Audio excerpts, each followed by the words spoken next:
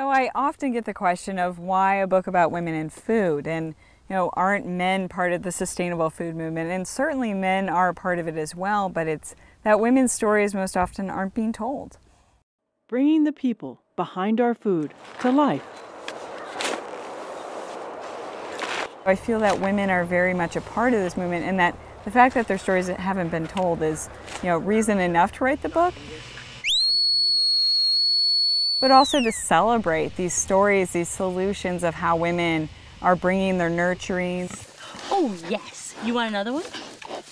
Their relationship building capacities and their care for the environment and community to the forefront.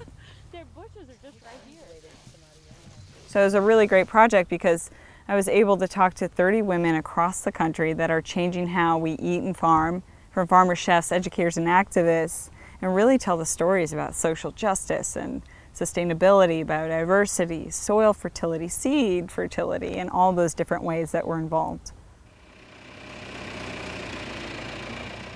While writing the book, I was really surprised to learn about the fact that our country still uses a lot of migrant laborers in our fields that are paid under minimum wage. I think that was a big surprise for me.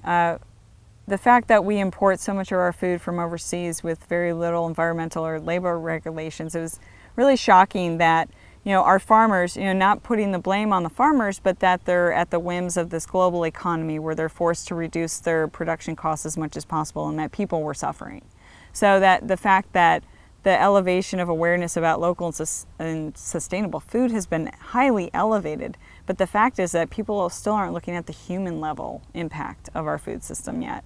They aren't looking at the worker level yet. And so that was a real surprise for me writing the book, and also how underexplored the whole topic of native foods really are. So our country has a rich history of native foods and farming that goes way back to the people that lived here long before settlers really developed the land. And so there's so much knowledge existing in our Native American communities as well, that these are stories that aren't being told and oftentimes aren't connected with the whole sustainable food movement itself.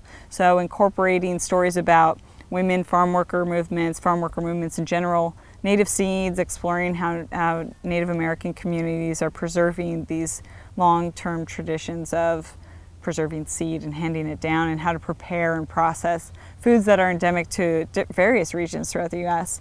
were both things that I really wanted to make part of the book, as well as talking more about the social justice side. The people of color in general haven't been able to really been brought into this movement, but that many people are working on doing. I feel from urban farming to the food justice, it is an emerging field, but that it needs more visibility. And so when you're writing a book, you're essentially shining a light on a different sector or a different group of people or a person that's really making positive change. At least that's what I was able to do.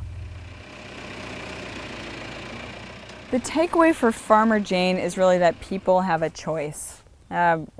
Whenever they eat, hopefully they have the choice to eat healthy and sustainable food.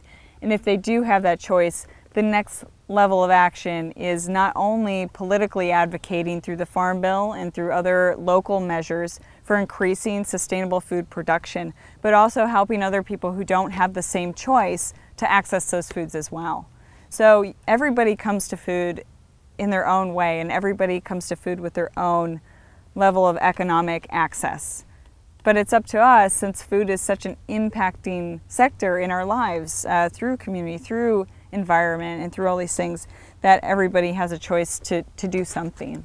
And so at the end of each chapter, there's ways that eaters and food businesses and farmers can get involved in this movement. And I've spent a ton of time creating a resources section on the website where people can go for more information about all of these different issues that I've outlined in the book through the stories of women that are making positive solutions for change.